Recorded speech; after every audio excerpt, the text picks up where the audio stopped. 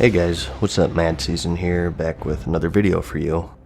I'm continuing my race picking guide here, and as promised, in this video we'll cover the Horde.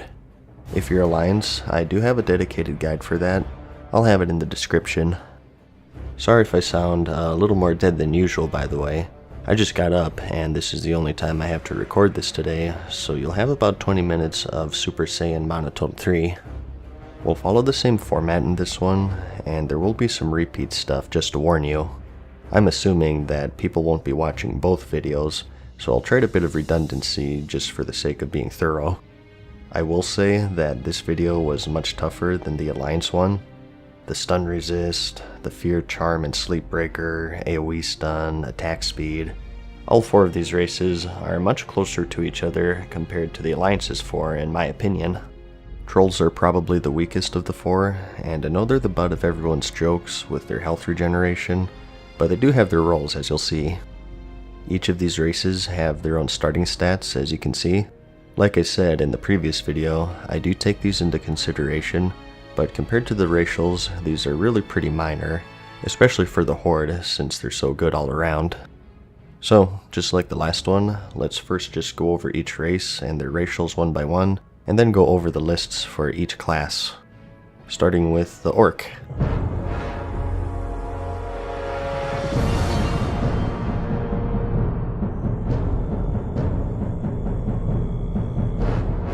First up, we have Blood Fury. Increase base melee attack power by 25% for 15 seconds, but also reduce healing effects on you by 50% for 25 seconds with a 2-minute cooldown. So just a nice DPS boost here. Note that it does say melee attack power. Back then, attack power was split up between melee and ranged, so this isn't impactful for the hunters really. Just thought I'd throw that out there since a lot of people misread that. Obviously, the healing reduction also makes it a dangerous ability. As a tank, you're going to want to drag this off of your bars, and use it very carefully in PvP situations where you know that you're not going to need heals. And lastly, note that it says base melee attack power, meaning that this isn't something affected by gear or buffs. And next, we have Hardiness. Chance to resist stun effects is increased by an additional 25%. For PvP, this is probably one of the best racials in the entire game, and you'll hear me tout this throughout the video. Like I mentioned in the Alliance video, fights in vanilla ended in a flash. You really could die within a 5-second stun, which is why rogues were so popular, so having 25% resist, I can guarantee you it'll win you some fights. Warrior charge stuns, hammers of justice, the rogue's cheap shot and kidney shot. As a rogue, if I saw a group battle going on, I always avoided orcs because I knew that I would be less effective against them. Why attack a target that has a chance to resist my stuns? Especially orc warriors, they still give me nightmares. So it's very nice in the PvP scene. Not as huge of a presence in the PvE scene, but hey, it's there. And next we have Command. Damage done by Hunter and Warlock pets increased by 5%. Pretty self-explanatory here, just a nice DPS buff to have. And lastly, we have Axe Specialization, which is increased skill with one-handed and two-handed axes by 5. Now, I did go over this in the Alliance video, but I'll go over it again here for those who didn't see that. So feel free to skip past this portion if this sounds familiar, because it's the same thing pretty much. Vanilla World of Warcraft had something called Weapon Skill, and another stat called Defense. There are also attacks called Glancing Blows, which are basically normal attacks that do less damage. The higher your weapon skill in comparison to a target's defense, the more damage you'll do through these glancing blows. That alone is a very noticeable difference, but it also affects your chance to hit and crit. A 0.04% increase in all of these stats per weapon skill above the defense skill of your target. This is the short of it. There's a lot more math to it and things like diminishing returns at higher skill levels. But to sum it up, weapon skill is very important to have for any melee DPS class. Like I said in the Alliance video, it can even change your best in slot list. There's a set of level 44 mail gloves that are considered to be better than most other pairs in the game for quite a while, simply due to the fact that they have this increased weapon skill. That's how important it is. If you'd like to read more about weapon skill in general, in case I suck at explaining it, I'll have a link in the description to a full guide for that. So, Orc is the human of the Alliance. They're great all around, and you'll see them at the top of a lot of these lists coming up.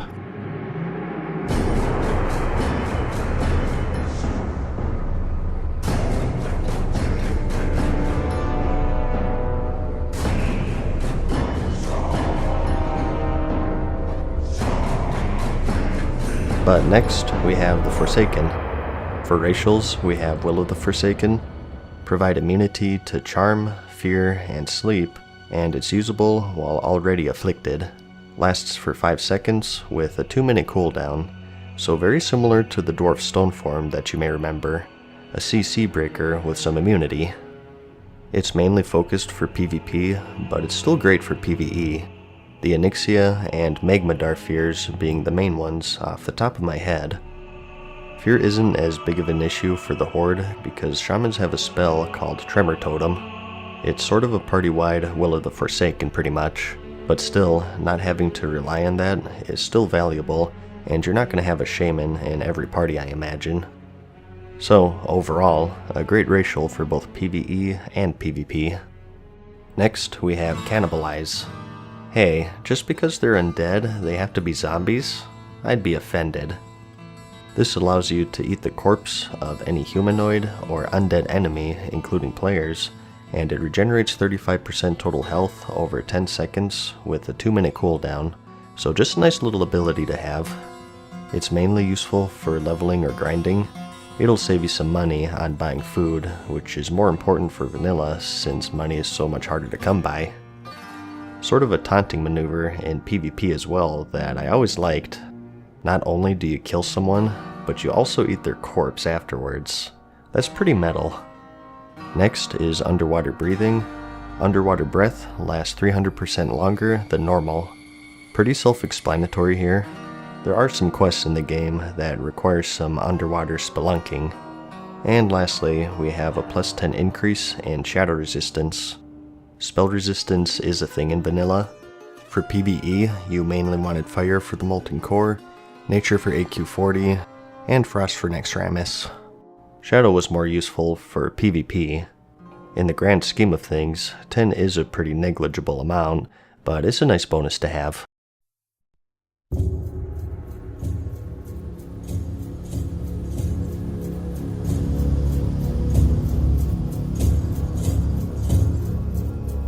Next, we have the Mighty Tauron. Their active ability is War Stomp, which stuns up to 5 enemies within 8 yards for 2 seconds with a 2-minute cooldown. Remember when I said that Horde just have good racials all around? It's just so useful to have in both PvE and PvP, and it can really change the dynamic of some fights. As a rogue, you'd want to use evasion against warriors. They would be able to use their overpower ability on you, but with its cooldown, it was still preferable. Tauron warriors, however, if they were smart, would weave in a War Stomp for a guaranteed hit anyways, since you can't dodge while stunned, which was pretty effective in countering rogues. And just PvP in general, it's great. You just can't overstate the value of stuns, and the use for tanking is pretty obvious too, although not 100% ideal, since it does have a cast time which makes you vulnerable for a brief moment, and it's more useful for casual dungeons since raid bosses are of course immune to any crowd control. But speaking of tanking, we also have Endurance, which is increased total health by 5%. Note that, unlike the Orc racial Blood Fury, this is something that scales with your gear. The more stamina and health you have, the more you get from this 5%, so it's pretty useful and it gets even better in time. We also have Cultivation, which is increased herbalism skill by 15. Not really too much to say about this. In vanilla, you used to actually be able to fail when picking up herbs or mining nodes, and the higher your skill level was in comparison to the required skill needed to grab the node, the higher success chance you had. So Taurons are the master flower pickers. With gear and enchants, you can get to level 325 as one. So it's really minor, but hey, there it is. And lastly, we have a plus 10 increase to nature resistance. Again, mainly useful for the AQ40 for a few fights in there. They also get a hidden racial though, and that's their increased melee range. Some people write this up to mythology and rumor, but there are PvP videos back then proving that they have a further reach than other races. The melee range for every other race in the game is 5 yards, but due to their size, Taurons get about a 2-yard increase, allowing them to reach players from further away. But what this also means is that players can reach you from further away as well, so it's not something that's 100% positive for them. In melee fights, it doesn't really give you an advantage, but against casters, for example, it does, since they don't care about meleeing people, of course. It came into use more in the Burning Crusade with pillar humping. Tauron could actually reach through some pillars if a player was too close, and get a lucky mace stun off and catch them on occasion. It's just something to consider, advantageous in some ways, and disadvantageous in others. I don't want to put too much emphasis on this yet, because I can see this as something that they mess up with the official Classic, since they're using the modern engine. I still wanted to mention it though, so you're aware that it might be in. So if you're watching this video when it's released, just do a quick Google search or test it yourself to see if it made it in or not. And someone mentioned this in my last video. I thought it was a good point, so I'll bring it up too. Contrary to what the ladies tell me, size does matter. In PvP, there are people who click to target, so being a giant cow running around, you may find yourself being singled out more often than not. It's just human nature. If there's a big group battle coming up, people are going to default to the biggest target. So, whereas gnomes have an advantage for keeping a low profile, Taurons have a disadvantage for being quite beefy. There are consumables and gadgets that decrease your size, but like I mentioned in the Alliance video, I don't consider any of that. If you start taking potions and whatnot into consideration, there are just way too many variables to consider this to be useful as a guide. So for this set of videos, it's just racials versus racials.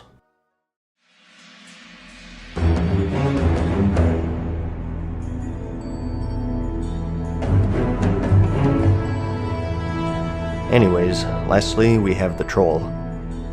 First up, we have Berserking, which increases your casting and attack speed by 10% to 30%, increasing the lower health you are, 10% at full health and 30% at critical. It lasts for 10 seconds and it has a 3-minute cooldown. So a nice attack speed boost here, and it actually puts them as a top race for tanking for a lot of people. Obviously, as a tank, you're going to be taking a lot of damage, so activating this for that 25% bonus really helps with your threat generation. Tanking in Classic was pretty tough because threat was much harder to manage. Think the skittish affix in Mythic Plus today is the norm, and honestly, it's probably even worse than that. So anything that helps out with threat is going to be highly valuable, and this racial is great for that since as a tank, you'll be in those low health situations to get that bigger benefit. Even still though, the 10% is pretty good in general for anyone, PvE or PvP. Anything more than that though is pretty situational. In PvE, you obviously want to avoid damage, and you want to use it as much as possible. If you're waiting to use it until you take a lot of damage, it's kind of counterproductive. And in PvP, if you're saving it for that full boost, you're already dead anyways, since again, fights ended fast back then. Like I said though, it's still pretty good. We also have Beast Slaying, which is increased damage versus beasts by 5%.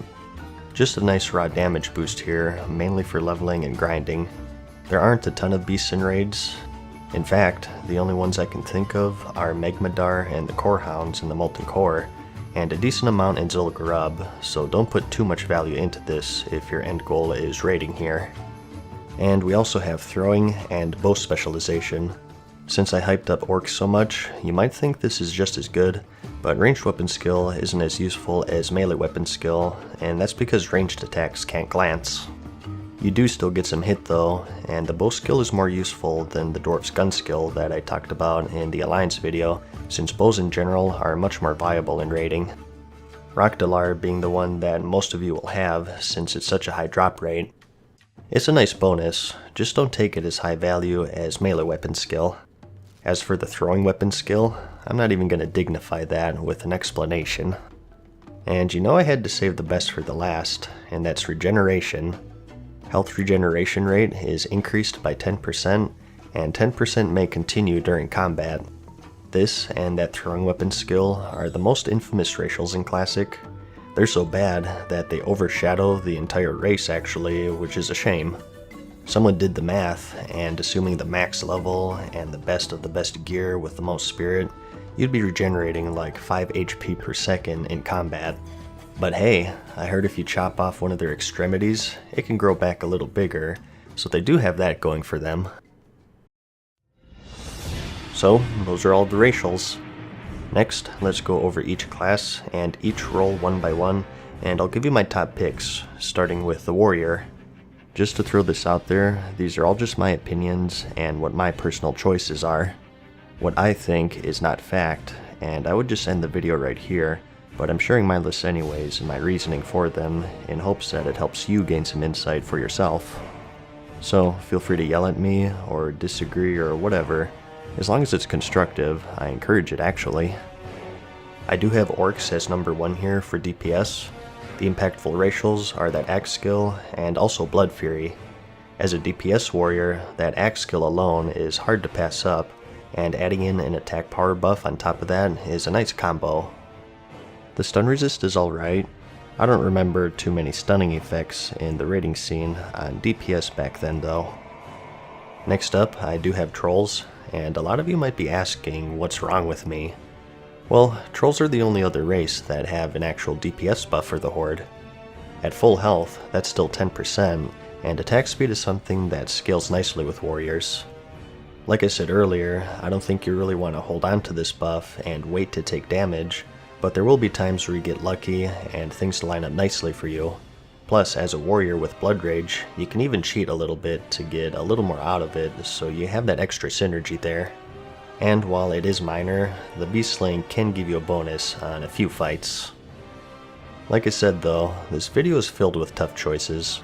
For numbers 3 and 4, I have Undead and Tauron. For Undead, our impactful racial is pretty much just Will of the Forsaken. I would have them at number 2 if it wasn't for the fact that warriors already have an anti-fear effect. Berserker Rage gives you immunity for 10 seconds with a 30-second cooldown, which I think is enough for most fights and raids. Plus, with those Tremor Totems, as Horde, you already have tools against fears, charms, and sleeps. Like I said in the Alliance video, I like covering weak points, not buffing myself in areas that I already excel in, so I'd much rather have that 10 to 30% attack speed over another CC breaker in the PvE scene. As for Cannibalize, this isn't the most major ability, and you won't hear me bring it up a whole lot, but I feel like for Warrior, I have to emphasize it a bit more. Warriors by far were the hardest class to level back in the day, and you would spend a fortune on food.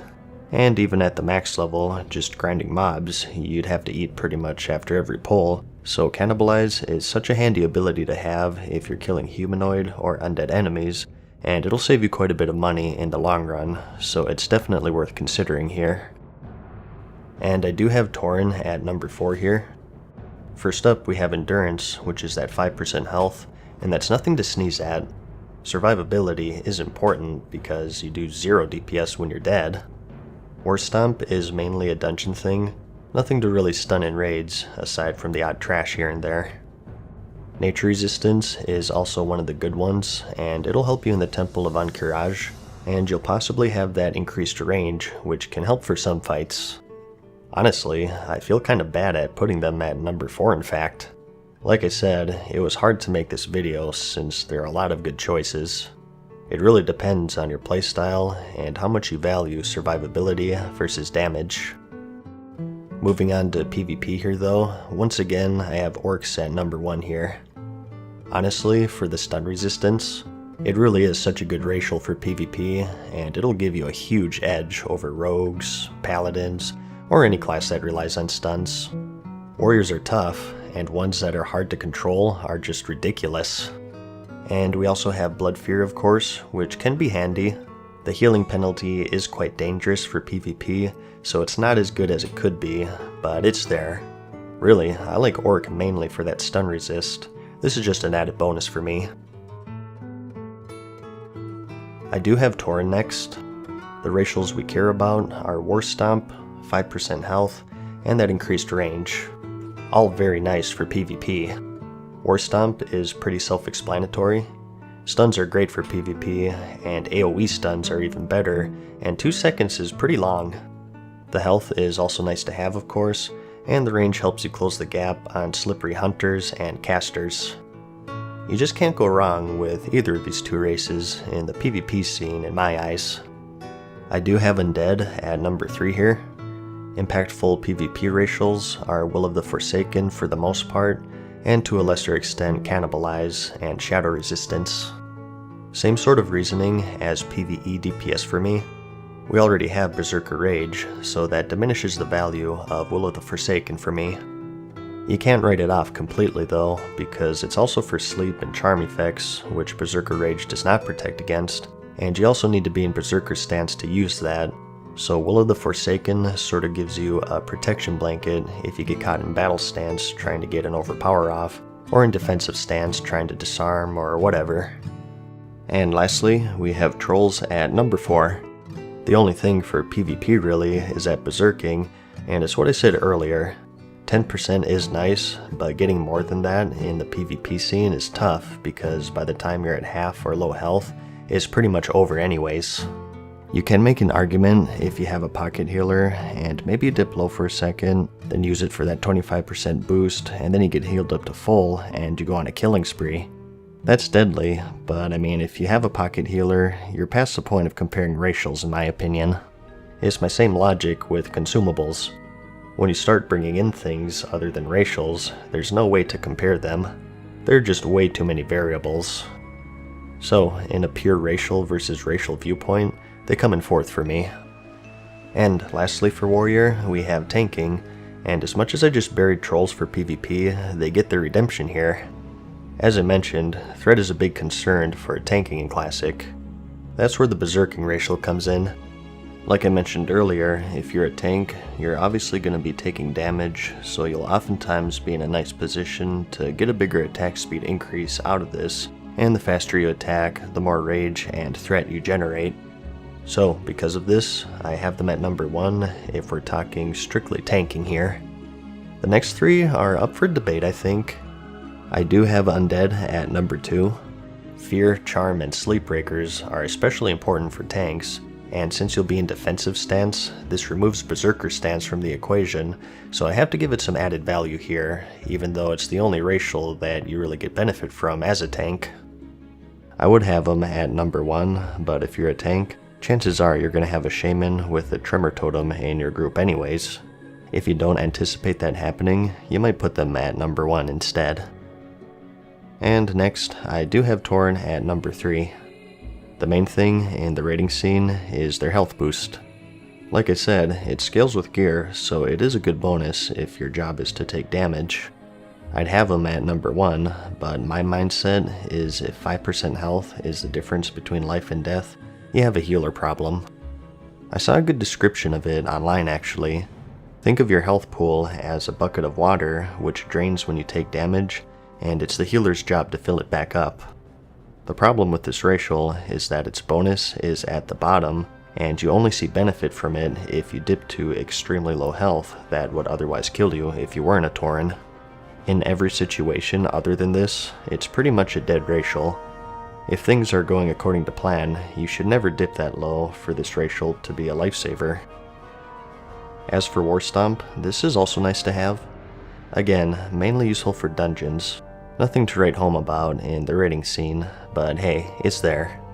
If you only plan on doing dungeons endgame, you may want to give it more value. And lastly, for number 4, we have the Orc. Axe Specialization and Hardiness are the ones that we care about. You don't want Blood Fury obviously, since it reduces healing by 50%. That's a good way to make your healers hate you. The Axe Specialization does have limited usefulness due to the fact that there really aren't any tanking axes. Most of the tanking weapons were swords as far as I recall. I think there was maybe one from Nefarian that some people used, but like I said in the Alliance video, you're gonna eventually want Thunder Fury, and more realistically Kol Sirar or Maladath, so you'll be hard pressed to justify switching to an inferior axe just to get benefit from this racial. especially when you have 3 other great races to choose from. Alright, like I said, this is quite the lengthy one. I got just about 20ish more minutes of video to go through, and this is starting to drag on, so I think it's best to cut it here and save the remaining classes for part 2. I hope that you're finding the video helpful so far, and I'll see you in a few days where I'll conclude this. Like the video if you liked it, and thanks for watching. Peace.